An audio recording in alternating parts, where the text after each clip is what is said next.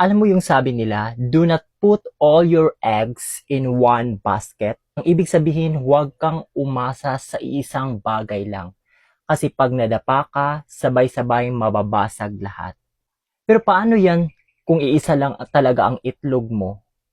E di alagaan mo ng mabuti, i-double wrap, ilagay sa Tupperware, sa loob ng bubble wrap, tapos i-back up mo sa cloud.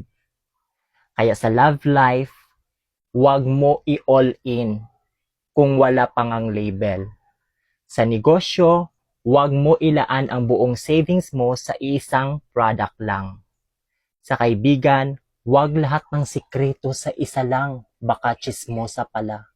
Kaya lesson, diversify, mag-ipon, magtabi, magdasal. At syempre, bumili ng egg tray na may cover para safe lahat ng investments mo.